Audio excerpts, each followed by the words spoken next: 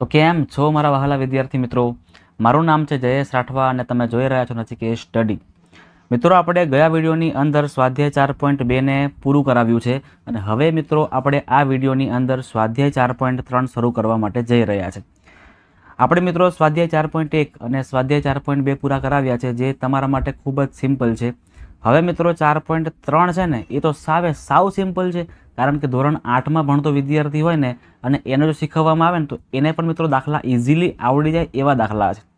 એટલે કે સ્વાધ્યાય 3.3 4.3માં દાખલા જે આપણે કરવાના છે એ મિત્રો દ્વિઘાત સૂત્ર, યાદ રાખજો કે દ્વિઘાત સૂત્રના આધારિત દાખલા છે. દ્વિઘાત સૂત્રના આધારિત દાખલા છે. હવે મિત્રો દ્વિઘાત સૂત્ર એટલે કયું ખબર છે? ખાસ સમજો. દ્વિઘાત સૂત્ર સમજીએ આપણે. સૌથી પહેલાં તો એનું સૂત્ર કયું છે તમને સમજણ પાડું કે કયું સૂત્ર આવશે. તો સૂત્ર છે એનું એક્સ મેળવવા માટે કે ભાઈ એક્સ મેળવવું હોય તો શું, તો કે -b પ્લસ માઇનસ √d છેદમાં 2a. હવે તમે કહેશો કે સર આ એ તો ખબર પડી અમને, બી ખબર પડી, ચલો, પણ આ ડી શું છે? ડી તો નવું તમે લઈ આવ્યા છો, આ તો ખબર જ નહીં અમને. તો મિત્રો ડી આપણે શોધવું પડે. તો સૂત્ર યાદ રાખજો કે ડી બરાબર b² - 4ac કરવાનું.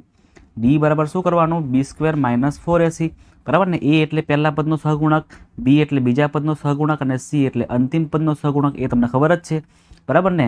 અને મિત્રો આ જે ડી છે ને, ડી, આ ડીને આપણે કહીએ છીએ વિવેચક. શું કહીએ છીએ? ડીને આપણે વિવેચક એવું કહીએ છીએ, વિવેચક. સૌથી પહેલાં મિત્રો આપણે વિવેચકની કિંમત મેળવવાની. અને આ કિંમત મેળવ્યા પછી આપણે આ કિંમત ઇઝીલી મળી જશે. એટલે આપણને એક્સના બે માપ મળશે. એક તો બી પ્લસ √d છેદમાં 2a, ત્યાર પછી બીજી કિંમત -b -√d છેદમાં 2, એટલે કે આપણને એક્સની બે વેલ્યુ મળશે. પણ સૂત્ર તમારે એક જ મોડે રાખવાનું છે, કેમ કે પ્લસ અને માઇનસ બંને કર્યું છે ને એટલા માટે. ચલો, હવે મિત્રો કેટલીક વાર આપણે છે ને વિવેચક કહીને કામ પૂરું કરી દેવાનું, આગળ જવાની જરૂરત નહીં પડે. કેમ ખબર છે? જોજો સમજાવું. હવે તમને મિત્રો અહીંયા ડીની કિંમત 3 મળી શકે છે. ડી બરાબર આપણે 3 કિંમત મળી શકે. તો ડી બરાબર કાં તો 0 મળે, ડી બરાબર કાં તો કોઈ ધન સંખ્યા મળે, અથવા ડી બરાબર કોઈક ઋણ સંખ્યા મળે. ચલો, સૌથી પહેલાં સમજો કે જ્યારે ડીની કિંમત આપણને મિત્રો મળી જાય ને, ઋણ સંખ્યા મળે. શું મળે? ઋણ સંખ્યા. તો દાખલો કરવાની કોઈ જરૂર પડશે નહીં. દાખલો તમારે કરવો જ નહીં પડે. હા ને, ચિંતા તમારે કરવાની જ નથી. તમારે અહીંયા પૂરું કરી દેવાનું છે અને લખી દેવાનું છે કે વાસ્તવિક બીજ ન મળે. શું લખી દેવાનું? વાસ્તવિક બીજ ન મળે. ક્લિયર છે? પણ જો તમને ડી બરાબર 0 મળે અથવા ડી બરાબર ધન સંખ્યા મળે તો તમારે કરવું પડશે. હવે સમજો કે ડી બરાબર 0 મળે તો શું કહેવાય? તો મિત્રો ડી બરાબર 0 મળે મતલબ કે આપણને વાસ્તવિક બીજ તો મળશે, આપણને મતલબ સંખ્યામાં બીજ તો મળશે, અને બંને બીજ કેવા હશે મિત્રો? સમાન હશે, બરાબર ને. ડી બરાબર 0 તો વાસ્તવિક અને સમાન. ડી બરાબર ધન સંખ્યા મળે, કોઈ પણ ધન સંખ્યા, તો વાસ્તવિક બીજ તો મળશે, પણ આપણને બીજ બંને સમાન નહીં મળે, પણ અલગ અલગ મળશે, એટલે કે ભિન્ન બીજ આપણને મળશે. આટલું તમારે મિત્રો થિયરી યાદ રાખવાની છે. અને આ બધી થિયરી મિત્રો આપણે ટેક્સ્ટ બુકના જ્યારે વિડીયો ભણાવેલા છે ને એમાં તમને ક્લિયર કરાવેલું છે. જે વિદ્યાર્થીઓએ આપણા ટેક્સ્ટ બુકના વિડીયો ન જોયા હોય તો ખાસ એના માટે પણ આખી જ એક પ્લેલિસ્ટ બનાવેલી છે, તેમાં તમે જઈને જોઈ લેજો. ચાલો, હવે આપણે શરૂઆત કરી દઈએ છીએ. બધું પહેલાં રફ કરી દઈએ, કેમ કે આ બધી તો થિયરી હતી એટલા માટે. ચલો, રકમ વાંચીએ.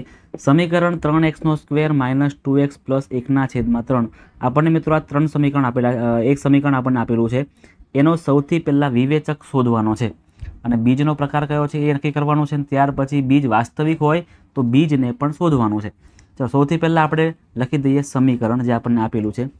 તો જોજો ખાસ, 3x² - 2x + 1/3 આ સમીકરણ. ચલો, હવે આમાંથી મિત્રો તમને ખબર ને એ, બી અને સી કોને કહેવામાં આવે? બધાને ખબર જ હશે કે એ, બી અને સી. એ બરાબર કેટલા આવે, બી બરાબર કેટલા આવે, સી બરાબર કેટલા આવે? એની કિંમત છે 3, બીની કિંમત છે -2 અને સીની કિંમત છે 1/3. હવે આપણે શોધી લઈએ ડીની કિંમત. તો ડી મેળવવા માટે શું કરવાનું? ડી મેળવવા માટે સૂત્ર લખીએ આપણે, વિવેચકનું સૂત્ર b² - 4ac. આને કહેવાય વિવેચકનું સૂત્ર. બધી કિંમતો ગોઠવવાની છે આપણે. બીની કિંમત કેટલી છે? અહીંયા -2 છે, -2² -4/4. એની કિંમત 3 છે તો 3 લખવાના, અને સીની કિંમત 1/3 છે તો 1/3. હવે ચલો સોલ્વ કરીએ છીએ આને આપણે. તો -2² એટલે +4 થાય, ઓછા 4 તો છે જ, 4 તરી 12 અને 12/3 એટલે કેટલા આવે? 4 જ આવે ને, બરાબર છે. તમે આવું બી કરી શકો છો. આ 3 3 કેન્સલ એટલે 4 એકા 4. તમે આવું બી કરી શકો છો. ચલો, એટલે આપણને ડી કેટલા મળી ગયા મિત્રો? 0 મળી ગયા, બરાબર ને? ડીની કિંમત આપણને 0 મળી જાય છે એનો મતલબ એવો કહેવાય કે ભાઈ બંને બીજ કેવા છે? સરખા હશે. લખી દઈએ કે ભાઈ બીજ કેવા? વાસ્તવિક બીજ કેવા મળશે આપણને? તો વાસ્તવિક અને સમાન. વાસ્તવિક અને સમાન બીજ આપણને મળે છે. ક્લિયર છે મિત્રો બધાને? ચાલો, હવે આપણે કરીએ કે બીજ વાસ્તવિક અને સમાન છે તો બીજને પણ ગોતવાના છે. તો સૌથી પહેલાં લખીએ આપણે સૂત્ર કે ભાઈ એક્સ બરાબર -b, એકવાર પ્લસ કરો, √d/2a. એવી રીતે બીજો એક્સ શોધવા માટે સેમ સૂત્ર -b, પણ જે જગ્યાએ પ્લસ હતું ત્યાં શું આવશે હવે? -√d/2a. ચલો જોજો, હવે ખાસ કિંમતો ગોઠવી દેવાની, બીજું કંઈ નહીં કરવાનું. આપણા -bની કિંમત કેટલી હતી? તો bની કિંમત ઓલરેડી પાછી માઇનસમાં જ છે ને, -2 છે. જો -2 એટલે આ માઇનસ અને પાછું અંદર પાછું -2 પ્લસ √dની કિંમત કેટલી છે? 0 મળે છે આપણને, અને છેદમાં 2 ગુણ્યા a ની કિંમત 3 છે. ચલો, સેમ વસ્તુ અહીં કરવાનું છે. માઇનસ અહીંયા -2 માઇનસ આની કિંમત તો 0 છે, અને છેદમાં 2 ગુણ્યા 3. જો કે આપણને મિત્રો ડીની કિંમત સેમ મળી ને, 0 મળી, મતલબ કે આ બંને સેમ ટુ સેમ જ થશે, જરાય અલગ આવશે નહીં. ચલો, માઇનસ માઇનસ પ્લસ એટલે પ્લસ, છેદમાં 2 ગુણ્યા 3 આપેલા છે તો 2 ગુણ્યા 3. અહીં પણ સેમ વસ્તુ કરવાનું, માઇનસ માઇનસ પ્લસ, છેદમાં 2 ગુણ્યા 3. હવે શું કરીએ તો મિત્રો, હવે આ 2 કાપી નાખવાના, બરાબર ને? 2 ઉડી જશે એટલે 1/3 વધશે. 1/3 1/3 આ મિત્રો આપણા શૂન્યો મળે છે. ક્લિયર છે બધાને? ક્લિયર છે ને? તો આ થઈ ગયો આપણો જવાબ.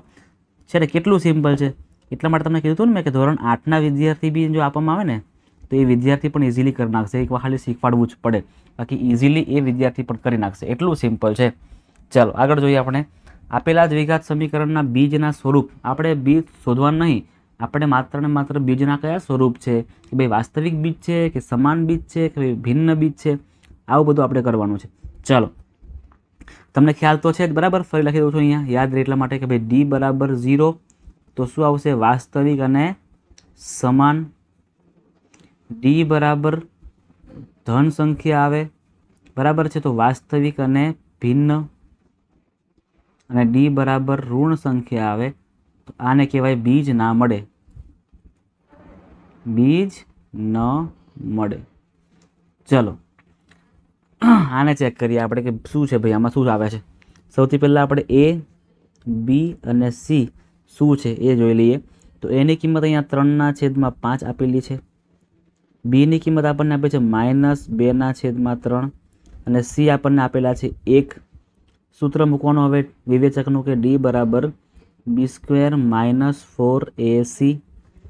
ચાલો, કિંમતો ગોઠવીએ છીએ. બીની કિંમત માઇનસ છે એટલે -2/3 ઉપર સ્ક્વેર -4. એની કિંમત છે 3/5 અને સીની કિંમત છે અહીંયા 1. ચલો હવે સોલ્વ કરીએ આને. આપણે -2નો સ્ક્વેર કરો તો કેટલા આવે? 4 આવે, છેદમાં 3/3. 4 તરી 12 અને 12 એકા 12 એટલે 12/5. 12/5 થશે. 5 ચોક 20 ઓછા 12 તરી 36 ના છેદમાં 5 તરી 15. 36માંથી 20ને કાઢો તો કેટલા મળે? કરો તો 36માંથી 20 કાઢો તો 16 મળે, એટલે કે -16/15. અહીં મિત્રો આપણને ડીની કિંમત કેટલી મળી? તો કે ડીની કિંમત આપણને -16/15 મળી, મતલબ કે ઋણ સંખ્યા મળી.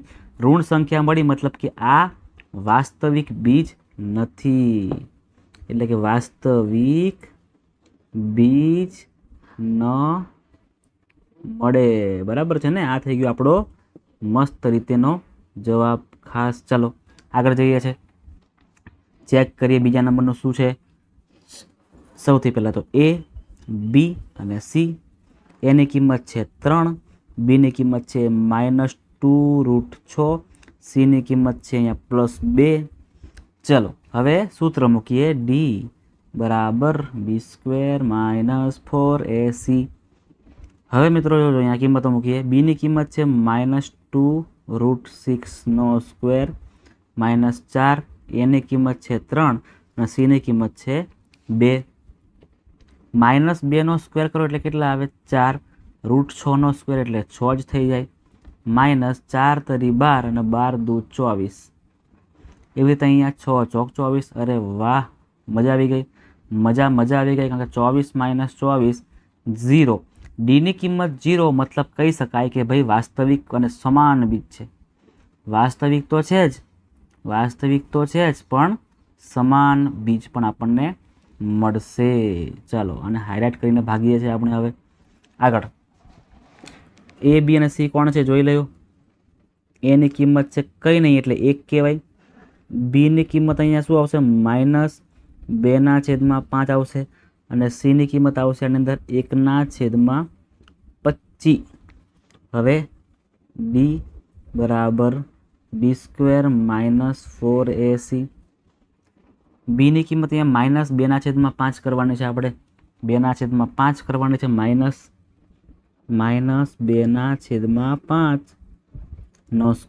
-4। એની કિંમત કેટલી છે મિત્રો 1 છે તો 1 લખવાની અને સીની કિંમત 1/25 એટલે 1/25। ચલો હવે આને આપણે સોલ્વ કરીએ છીએ, શું આવે જોઈએ। જોજો ખાસ, -2નો વર્ગ કરો તો 4 આવે અને 5નો સ્ક્વેર કરો તો કેટલા આવે 25 આવે। એવી રીતે અહીંયા 4 × 1 × 1 એટલે 4 × 4 અને છેદમાં 25/25 લો। સરસ, અહીંયા 4/25 બંને વાર આવે, 1 + 1 - એટલે કેન્સલ થઈ જાય, એટલે શું વધશે તો કાંઈ નહીં વધે એટલે 0 વધશે। એટલે અહીં ફરીથી 0 આપણો આન્સર આવ્યો છે મિત્રો, એટલે કહી શકીએ આપણે કે ભાઈ આ વાસ્તવિક અને સમાન બીજ છે। વાસ્તવિક અને સમાન બીજ છે। ચલો આગળ જઈએ છીએ આપણે હવે। 1/3 x² + x + 3/4। સૌથી પહેલાં આપણે ABC કોણ છે જોઈ લઈએ। ABC એની કિંમત છે 1/3, બીની કિંમત છે 1 અને સીની કિંમત છે 3/4। સૂત્ર બોલો તો શું આવશે? હા બરાબર છે, b² - 4ac જ આવે ને। ચલો બીની કિંમત અહીંયા 1 છે એટલે કે 1નો સ્ક્વેર -4, એની કિંમત છે 1/3 અને સીની કિંમત છે 3/4। જે પણ કટ થાય કટ કરો, આ 4 4 કેન્સલ, આ 3 3 કેન્સલ, એટલે અહીં શું બચે છે હવે 1નો સ્ક્વેર 1 અને અહીંયા 1 જ વધે છે એટલે 1 - 1 એટલે 0। ફરીથી આન્સર 0 મતલબ કે વાસ્તવિક અને સમાન બીજ। વાસ્તવિક અને સમાન પ્રકારના બીજ આપણને મળે છે। ચાલો આગળ જઈએ છીએ હવે આપણે દાખલા નંબર 5મો। ABC એનું માપ છે 3, બીનું માપ છે -5 અને સી બરાબર છે -4। તો ડી બરાબર b² - 4ac। જોજો ખાસ, બીની કિંમત છે -5 એનો સ્ક્વેર માંથી 4, એની કિંમત છે 3 અને સીની કિંમત છે -4। -5નો સ્ક્વેર કરો એટલે +25 આવે, અહીંયા માઇનસ ને આ માઇનસ એટલે માઇનસ માઇનસ પ્લસ થઈ જાય, 4 તરી 12 અને 12 ચોક 48, 48 + 25 કરો એટલે 8 ને 3 કરો એટલે કેટલા 13 થાય, વધી પડી 1 ને 7 73 આવે છે। મતલબ કે તો ડીની કિંમત ધન મળે છે। ડી બરાબર ધન મળે મતલબ કે વાસ્તવિક બીજ તો છે જ, વાસ્તવિક બીજ તો છે જ પણ ભિન્ન મળશે। વાસ્તવિક અને ભિન્ન આપણો અહીંયા જવાબ થાય છે। તો મિત્રો અહીં આપણે આ વિડીયોમાં આટલું સુધી રાખીએ છીએ। બીજા વિડીયોમાં આપણે દાખલા નંબર 3 કરાવીશું, જેમાં આપણે કેની કિંમત શોધવાની છે અને એ પણ મિત્રો ખૂબ જ સિમ્પલ છે, એ પણ આપણે તરત પૂરું કરી નાખશું એવું જ છે, બધાને આવડી જાય એ ટાઈપનું છે। તો ખાસ જે પણ વિદ્યાર્થીઓ ચેનલ પર પહેલી વાર આવી રહ્યા છે, પહેલી વાર વિડીયો જોઈ રહ્યા છે, પહેલી વાર મને સાંભળી રહ્યા છે, તો એ તમામ વિદ્યાર્થીઓ ચેનલને ખાસ સબસ્ક્રાઈબ કરી નાખજો, કારણ કે તમારા માટે મિત્રો આખી પ્રેક્ટિસ બુક આપણે સોલ્વ કરાવવાના છે, જે તમને તમારી બોર્ડની એક્ઝામમાં અને તમને તમારી દરેક એક્ઝામમાં ખૂબ જ કામ લાગી શકે એવી છે। તો ખાસ સબસ્ક્રાઈબ કરી નાખજો। વિડીયો મિત્રો તમને ગમ્યો હોય તો લાઇક કરી દેજો અને ખાસ મને કોમેન્ટમાં જણાવજો કે તમને મારો વિડીયો કેવો લાગ્યો છે।